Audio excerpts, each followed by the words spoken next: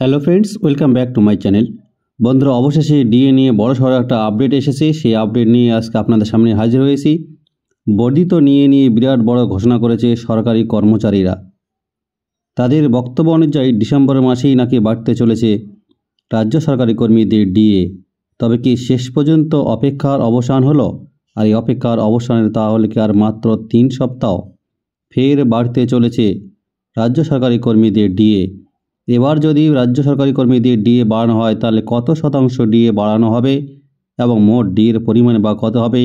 এই সব প্রশ্নের উত্তর যদি পেতে চান তাহলে অবশ্যই আজকের এই ভিডিওটিকে স্কিপ না করে মনোযোগ দিয়ে দেখতে হবে, কারণ আজকের এই ভিডিওটিতে ডিটেইলসভাবে আলোচনা করা হবে ডিএ সংক্রান্ত সমস্ত আপডেট। বর্তমানে আমরা সবাই জানি যে ডিএ এবং ডিআর এই দুই ক্ষেত্রে এখন কেন্দ্রীয় সরকার সবথেকে বেশি এগিয়ে রয়েছে। প্রতি বছর কেন্দ্রীয় সরকারি কর্মীদের 2 বার ডিএ বাড়ানো হয়ে থাকে। তাই সেই অনুযায়ী চলতি বছরেও কেন্দ্রীয় সরকার 2 বার অর্থাৎ জানুয়ারি মাস এবং মার্চ মাসেই সরকারি কর্মীদের মহার্ঘ ভাতা এবং পেনশনের পরিমাণ বাড়িয়েছে। 1 জানুয়ারি থেকে এই কেন্দ্রীয় সরকারি কর্মীদের ডিএ বৃদ্ধি হয়েছে 4%, যার ফলে 50% হারে মহার্ঘ ভাতা পাচ্ছিলেন কেন্দ্রীয় সরকারি কর্মচারীরা। কিন্তু পরে আবার জুলাই মাস থেকে ফের কেন্দ্রীয় কর্মীদের জন্য ডিএর পরিমাণ বাড়ানো হয়েছে 3%, যার ফলে বর্তমানে কেন্দ্রীয় কর্মীদের ডিএ বা মহার্ঘ ভাতা দেওয়া হচ্ছে 53% করে। তবে সেক্ষেত্রে কপাল খারাপ বাংলার সরকারি কর্মীদের। কেন্দ্রীয় সরকারের তুলনায় তাদের ডিএর পরিমাণ অনেক কম। একবার দেখে নেওয়া যাক রাজ্য এবং কেন্দ্রীয় সরকারের মধ্যে এই যে ডিএর, সেই ডিএর ফারাক কত, অর্থাৎ পার্থক্যটা একবার দেখে নেওয়া যাক। এই আবহে বেশিরভাগ রাজ্য কেন্দ্রের পথে হেঁটে রাজ্যের কর্মীদের ডিএর পরিমাণ বৃদ্ধি করলেও পশ্চিমবঙ্গ এখনও 14% হারে ডিএ দিয়ে চলেছে সরকারি কর্মীদের। শেষ ডিএ বৃদ্ধি করেছিল চলতি বছরে লোকসভা নির্বাচন মিটতেই। তার আগে ডিএর পরিমাণ ছিল 10%, কিন্তু বর্তমানে কেন্দ্রীয় সরকারের ডিএর পরিমাণ বৃদ্ধি পাওয়ায় কেন্দ্র এবং রাজ্যের মধ্যে যে ডিএর ফারাক, সে ডিএর ফারাক এখন অনেকটা বেড়ে গিয়েছে।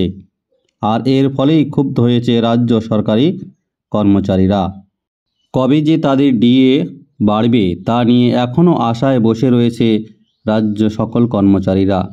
কিন্তু সম্প্রতি জানা গেছে যে সেই আশার নাকি অবসান হতে চলেছে।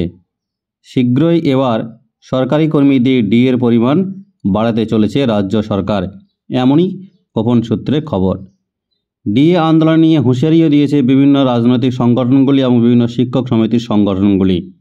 তাদের বক্তব্য, নতুন করে বকেয়া ও বর্ধিত হারে মহার্ঘ ভাতার দাবিতে বৃহত্তর আন্দোলনের হুঁশিয়ারি, এবং এই আন্দোলনের হুঁশিয়ারি দিয়েছেন বাংলার সরকারি কর্মীরা। নতুন করে নবান্ন অভিযানের ডাক দিল সংগ্রামী যৌথ মঞ্চ। হ্যাঁ, ঠিকই শুনেছেন। এর পাশাপাশি তারপরেও সরকার যদি কোনো রকম পদক্ষেপ গ্রহণ না করে তাহলে কলকাতা শহর অবরুদ্ধ করার হুঁশিয়ারিও দিয়েছেন।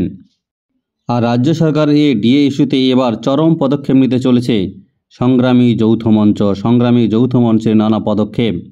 বর্তমানে কেন্দ্রীয় সরকারি কর্মচারীরা 53% হারে ডিএ পান। এমন আরও অনেক রাজ্য রয়েছে যেখানকার সরকারি কর্মীরা কেন্দ্রীয় সরকারের সঙ্গে তাল মিলিয়ে 45 থেকে 50% হারে ডিএ পাচ্ছেন। কিন্তু বাংলার সরকারি কর্মীদের ভাগ্যে এখনও জুটছে মাত্র 14% হারে ডিএ। অর্থাৎ কেন্দ্রের সঙ্গে বাংলার ডিএর ফারাক অনেকটাই চোখে পড়ার মতন। ফলে এহেন অবস্থায় নতুন করে বৃহত্তর আন্দোলনে নামার সিদ্ধান্ত নিয়েছেন সংগ্রামী যৌথ মঞ্চ। তাদের বক্তব্য অনুযায়ী ডিসেম্বর মাসেই তারা টানা কর্মসূচির ডাক দিয়েছেন। আর তাদের এই টানা কর্মসূচিতে আশ্বাস দিয়েছেন বাংলার সকল কর্মচারীরা। এই বিষয়ে রবিবার সংগ্রামী যৌথ মঞ্চের আহ্বায়ক ভাস্কর ঘোষ জানিয়েছেন, সর্বভারতীয় মূল্যসূচক অনুযায়ী মহার্ঘ ভাতা প্রদান সহ এক গুচ্ছ দাবিতে আগামী 22শে ডিসেম্বর, 23শে ডিসেম্বর এবং 24শে ডিসেম্বর নবান্নের সামনে অবস্থান বিক্ষোভ করা হবে। টানা 3 দিন সেই বিক্ষোভ কর্মসূচি চলবে। আর তাদের দাবি পূরণ না হলে প্রতি মাসে 3 দিন করে সেই কর্মসূচি কন্টিনিউ চলবে বলে জানিয়েছেন সংগ্রামী যৌথ মঞ্চের আহ্বায়ক। এছাড়া তিনি আরও জানিয়েছেন 2025 সালের 27শে জানুয়ারি বেলা 12টায় সুবোধ মল্লিক স্কোয়ারে জমায়েত করবেন রাজ্য সরকারি কর্মচারীরা। সেখান থেকে তারা শহীদ মিনারে মিছিল করে যাবেন। সেখানে মহাসমাবেশ করা হবে। অর্থাৎ নতুন বছরে ডিএ ইস্যুতে শহরে বড় কিছু হতে পারে, সেটা আকার ইঙ্গিতে বুঝিয়ে দিয়েছেন সংগ্রামী যৌথ মঞ্চ। তবে এরই মাঝে যে আভাস পাওয়া যাচ্ছে নতুন বছরেই নাকি সরকারি কর্মীদের ডিএ বাড়তে চলেছে। এর আগে 2023 সালের ডিসেম্বরের শেষেই রাজ্য সরকারি কর্মীদের মহার্ঘ ভাতা বা ডিএ বৃদ্ধির কথা ঘোষণা করা হয়েছিল। ডিসেম্বরের ক্রিসমাস উৎসবের সূচনার মঞ্চ থেকেই সরকারি কর্মীদের ডিএ বাড়ানোর কথা ঘোষণা করেছিলেন মাননীয় মুখ্যমন্ত্রী মমতা বন্দ্যোপাধ্যায়, যার ফলে অনেকেই ধারণা করছেন যে এবারও সেই মঞ্চ থেকেই আরও এক দফায় ডিএ বাড়ানো হতে পারে। যদি আশা অনুযায়ী ডিএ বাড়ানো হয় তাহলে রাজ্য সরকারি কর্মচারী এবং অবসরপ্রাপ্ত রাজ্য সরকারি কর্মচারীদের অনেক উপকার হতে চলেছে। এই মুহূর্তে পশ্চিমবঙ্গের রাজ্য সরকারি কর্মচারীরা ষষ্ঠ বেতন কমিশনের আওতায় আছেন এবং এই ষষ্ঠ বেতন কমিশনের আওতায় তারা বেতন পাচ্ছেন এবং এখনও ষষ্ঠ বেতন কমিশনের আওতায় 4 দফায় ডিএ বাড়ানো হয়েছে। এখন আরও একটি প্রশ্ন জাগছে যে নতুন বছরে কি তাহলে ডিএ বাড়াবে সরকার? এদিকে রাজ্য যদি 3% হারে ডিএ বাড়ায় তাহলে তাদের মোট ডিএর পরিমাণ হবে 17%। সূত্রের খবর, নতুন বছরে রাজ্য সরকারি কর্মচারীদের জন্য ডিএ ঘোষণা হতে পারে রাজ্য সরকারের পক্ষ থেকে, যদিও রাজ্য সরকার এখনও সরকারিভাবে কিছু ঘোষণা করেনি। তবে অনেকাংশেই আশা করছেন যে ডিসেম্বর মাসেই রাজ্য সরকার কিন্তু ডিএ ঘোষণা করতেই পারে। তাহলে বন্ধুরা, আজকের এই ভিডিওটিতে ডিএ সংক্রান্ত সমস্ত তথ্য আপনাদের সামনে তুলে ধরা হলো। এবার দেখার পালা ডিএ যদি বাড়ে তাহলে ডিসেম্বর মাসে কত তারিখে তা ঘোষণা হচ্ছে এবং কত শতাংশ হারে ডিএ বাড়তে চলেছে সেটাই এবার দেখার বিষয়।